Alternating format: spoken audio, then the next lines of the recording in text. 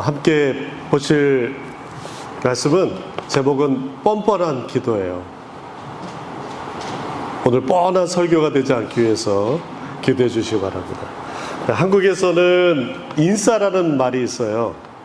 인사이드라는 줄임말인데, 사회생활 잘하고 또 모임에서 잘 어울리는, 그리고 모든 모임에 적극적으로 참여해서 잘 노는 사람을 인싸라고 하더라고요. 뭐 반대말은 여러분 아시겠지만 아웃사이더예요. 아싸예요. 뭐 또 아싸라 그래가지고 아싸 가오리 이런 거 생각하면 안 돼요. 이게 매개 다릅니다. 무리에 잘 못 어울리는 사람을 가르치죠. 여러분들은 인싸에 속하십니까? 아니면 아싸에 속하십니까?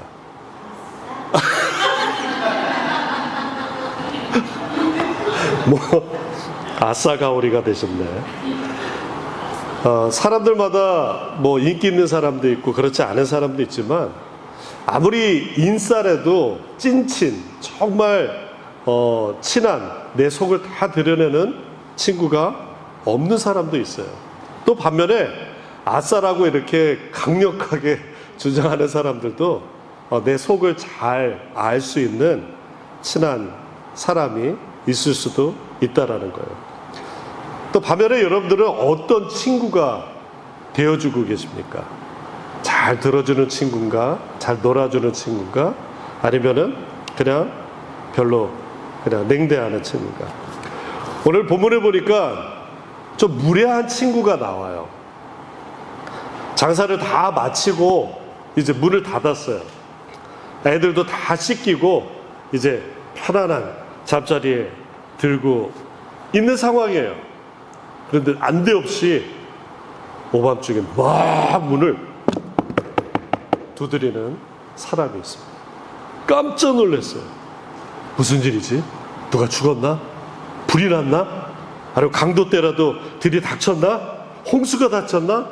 별나무 생각을 다 하면서 그거 누구요? 소리 질렀어요. 그랬더니 익숙한 목소리가 들리는 거예요. 저 이웃집 친구였어요. 그런데 그 비몽사몽 대답을 한 그 상황과 너무 화가 나도록 빵 3조각만 달라는 것이었어요. 그 소리 듣자마자 너무 짜증이 난 거예요. 아니, 긴장하면서 일어나가지고 큰일이라도 난 것처럼 화들짝 깼는데, 고작 빵 3덩어리만 달라고 하니 보통 화가 난 게 아닙니다. 그런데 들리는 소리가 그것이에요. 여보게 정말 밤중이라 미안하네. 사정이 너무 급해서 이렇게 염치불구하고 문을 두드렸다네. 다름이 아니라 내 친한 친구가 왔는데 자네 우리 집 사정 알지 않는가? 뭐 줄 게 없더. 그 친구들은 기진맥진, 정말 내가 뭔가라도 주고 싶은 마음은 굴뚝 같은데 주고 싶은 게, 줄 수 있는 게 아무것도 없다네. 다음에 내가 꼭 갚을 테니까 이 빵 3덩어리만 좀 주게. 왜 빵 3덩어리인가 생각해 보니까 친구가 여럿일 수도 있는 것 같아요. 여러분 같으면 어떻게 하실 것 같아요? 다 씻고 이제 편안하게 이제 내일 일 생각하면서 한동안 자고 있는데 탁탁탁탁탁탁 깨어났는데 더 이제 다시 잠들기는 더 힘든 그런 상황. 얼마나 급하고 궁했으면은 이렇게까지 찾아왔나 싶어가지고 냉장고 문 열어가지고 찬밥이라도 자 이거 가져가세 라고 하면 될 것 같은데 그렇지가 못한 것 같아요. 7절을 보니까 이미 문이 닫혔고 아이들도 침실에 누워서 이제 더 이상 줄 수 없다라는 그 사정을 얘기합니다. 그러면서 그 이유를 자세히 설명해 보니까 이런 거예요. 우리 8절에 보니까 이렇습니다. 내가 너희에게 말하노니 비록 벗됨으로 인하여는 일어나 주지 아니할지라도 그 간청함으로 인하여 일어나 그 요구대로 준다. 이렇게 나왔어요. 보니까 인간 관계 때문에 준다라는 게 아니에요. 문이 이미 닫혔어요. 뭐 정확하게 나오진 않은데 뭐 생각건데 가게인 것 같아요. 아이들도 자고 영업이 완전 끝났어요. 그러니까 그 전날 팔았던 음식이나 뭐 이런 빵이나 이런 것들이 다 소진되어 있는 것 같아요. 그 말은 무슨 말이냐면 새로 빵을 만들어야 되는 상황인 것 같아요. 여러분, 반죽을 해야 되죠? 불을 다시 화덕에 붙여야 되죠? 그러니까 보통 부산스러운 일이 아닌 것이에요. 만약에 새로 반죽을 하고 화덕에 불을 피우고 빵 굽는 과정이 있다라고 한다라면은 온 가족이 다 일어날 수밖에 없는 처지였던 것 같아요. 전에 저희 어머니께서 용인에서 장사를 하시는데 그 주인이 무슨 마음을 먹었는지 가게세를 더 이상 세를 안 준다 해서 주택가인 저희 집 근처에 있는 가게를 얻었어요. 근데 뭐 주택가에서 그런 그 건어물 장사나 이런 것들이 될 수가 없죠. 뭐 이것저것 하다가 이제 식당까지 열게 되었어요. 그런데 뭐 어느 정도 이제 식당이 자리를 잡으면서 아주 그 시그니처 그 메뉴가 뼈해장국이었어요. 제가 생각해도 맛있어요. 그런데 지금 같으면은 막 맛집이라 해가지고 소문이 났을 텐데 그 전에는 그렇지도 않고 어떻게 소문이 났는지 서울에서 용인으로 골프 치러 오는 사람들이 이 해장국 먹으러 새벽같이 오는 거예요. 한 새벽 대여섯 시에 그거 먹고 이제 골프 치러 간다고. 그러니까 그 일주일에 한 번 혹은 2주에 한 번 오는 손님을 위해서 어머니께서 그냥 새벽같이 일어나셔서 가는데 그러니까 온 가족이 다 깨는 거죠. 어느 날 이랬어요. 엄마, 그분들 뭐 몇 명 되지도 않고 일주일에 한 번, 2주에 한 번 오는데 뭐 이렇게까지 할 필요가 있냐고 제가 좀 투덜투덜 거렸어요. 그랬더니 어머니께서 서울에서 이거 먹자고 오시는데 얼마나 귀한 분이냐. 오히려 제가 쿠사리를 맞았습니다. 오늘 본문을 보니까 빵을 주는 사람이 그 한밤중에 일어나 다시 빵을 만들어야 하는 그런 수고로움이 있었는지도 모르겠어요. 그런데 8절에 다시 한번 읽어보겠습니다. 내가 너에게 말하노니 비록 벗됨으로 인하여는 일어나서 주지 아니할지라도 그 강청함을 인하여 일어나 그 요구대로 주리라. 인간적인 관계로는 그냥 끊어버리고 가라 그냥 잘 거는 그런 사정이 아니라는 것이에요. 그 이유는 친구 관계 때문이 아니라 그 간청함 때문에 내가 그 말을 들어준다라는 것이에요. 이 말은 다른 말로 아무런 관계가 없는 사이일지라도 그 간청함 때문에 요청을 들어줄 수 있다라는 거예요. 오늘 우리가 초점 맞춰야 될 것은 이 간청함입니다. 오늘 본문 5절부터 읽었는데 1절부터 4절까지는 예수님께서 기도에 대해서 가르쳐 주시고 계세요. 그러니까 이 간청함이라는 것은 기도와 연결되는 의미입니다. 우리말 이 간청함이 헬라어 아나이데이아라고 하는 말은 뻔뻔스러움, 끈기, 지속 이런 뜻이 있어요. 그러니까 이 아나이데이라는 그 말을 파생한 게 없다라는 말과 부끄러움이 합쳐진 말이에요. 그러니까 부끄러움이 없다라는 단어인 거예요. 그러니까 간청함이라는 것은 부끄러움 없이 요구했다라는 거예요. 이 말을 다시 번역하면 이렇습니다. 내가 친구라는 이유 때문에 일어나서 주지 않더라도 그 뻔뻔스러움, 그 때문에 부끄러움 없는 그것 때문에 일어나서 그에게 필요한 만큼 줄 것이다 라고 하는 것이에요. 오늘 우리에게 하나님께서 주시는 말씀은 바로 그것입니다. 이 뻔뻔한 기도인 것이에요. 다 같이 한번 옆에 분을 보시면서 지그시 눈을 보시면서 뻔뻔한 기도를 합시다. 뻔뻔한 기도. 뻔뻔한 기도.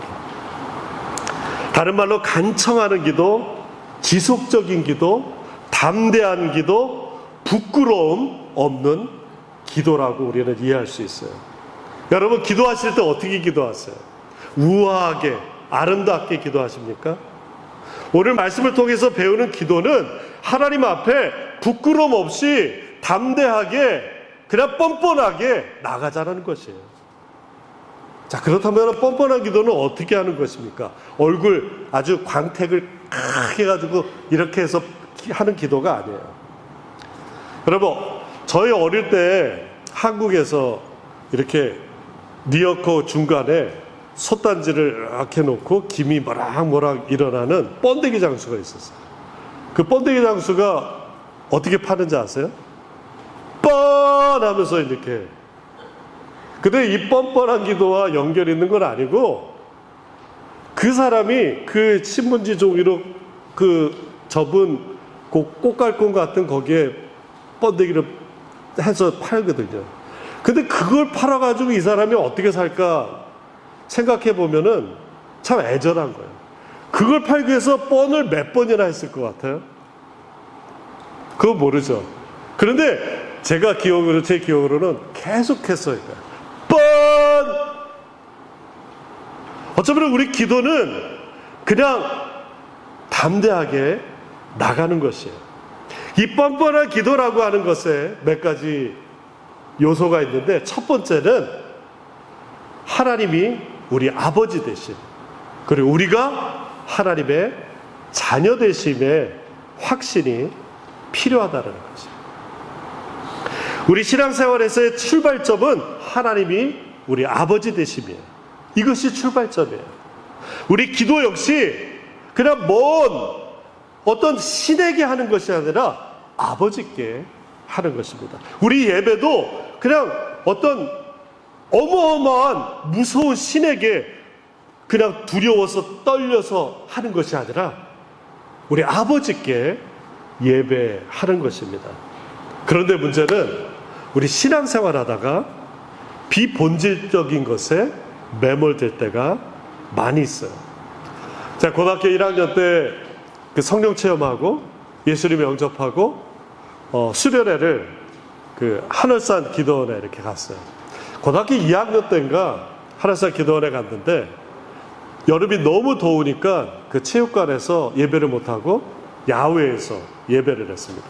그 전나무 숲에서 예배를 하는데, 강사 목사님이 이제 기도 시간이 되니까 어떻게 하면 나무를 하나씩 붙잡고 기도하라는 거예요. 그 나무가 뽑힐 정도로 기도하라는 거예요. 그러면 저는 그때 믿음이 좋았는지 나무가 뽑힐 것 같더라고요.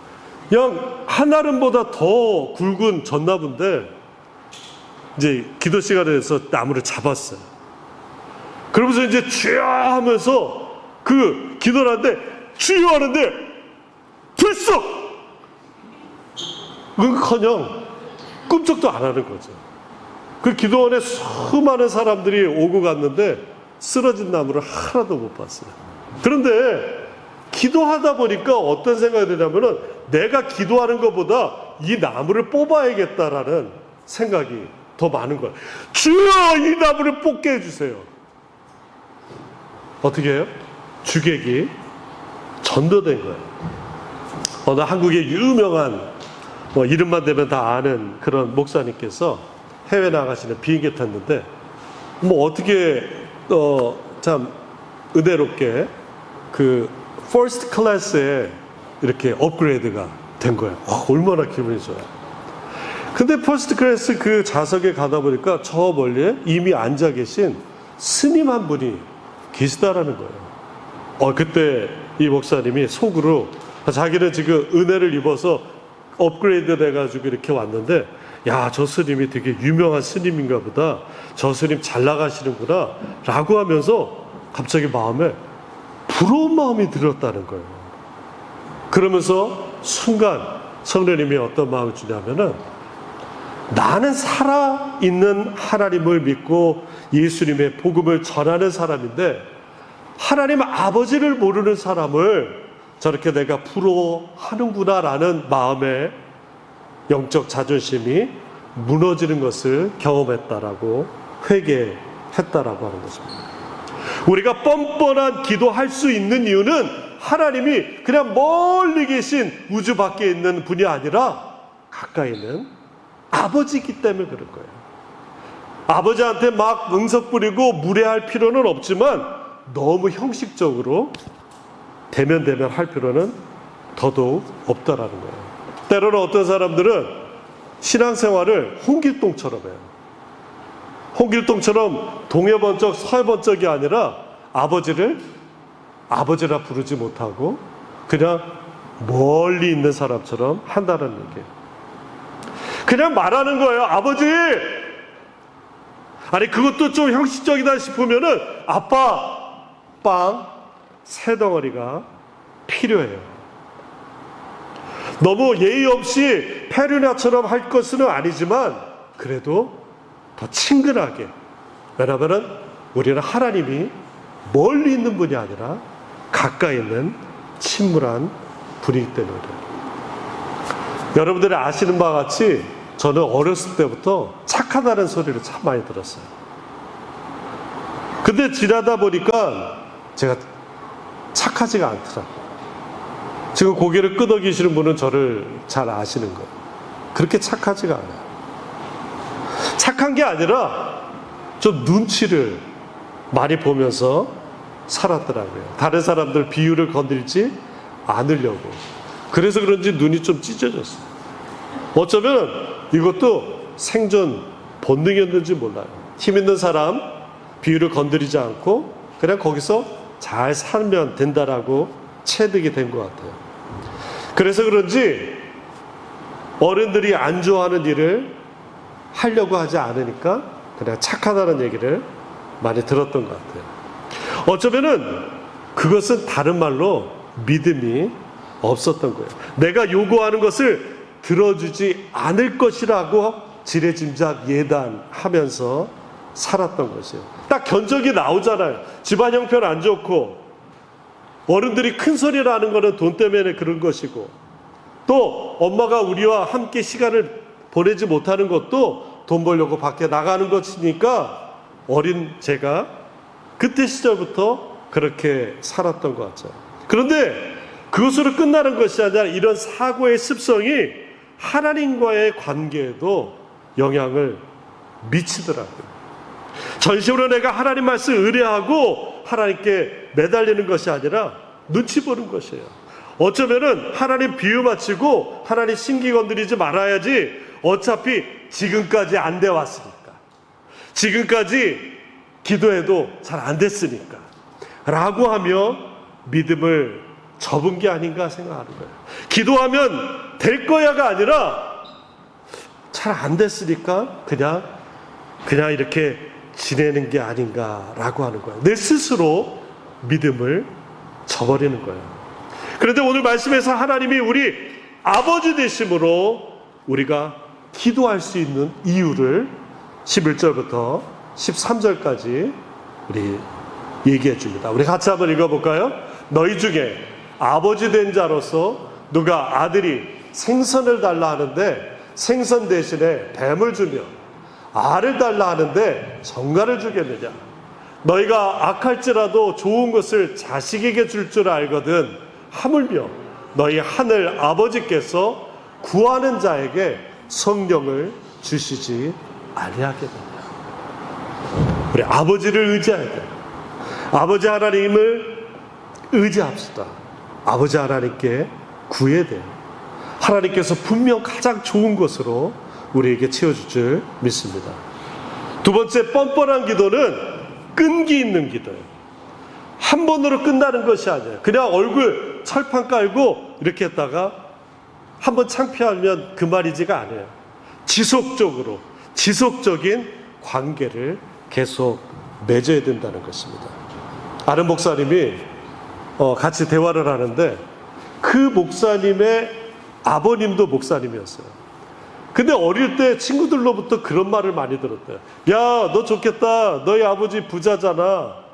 깜짝 놀랐어요. 우리 아버지 부자 아닌데? 속으로 생각하는데, 야, 교인들 헌금하는 거 다 너네 아버지가 갖잖아. 깜짝 놀랐다는 거예요. 왜냐면은 이분들이 지금 목회하고 계시지만 어렸을 때 그런 재정적인 문제 때문에 뭔가를 살려고 그러면은 자기는 제대로 못 산대요. 막 생각이 너무 많아져서. 그런 트라우마가 있는 것이에요. 사람들은 교회를 하나님 아버지를 모시는 아버지 하나님을 만나는 것이 아니라 그런 어떤 인간적인 모임으로 격화시킬 때가 있어요.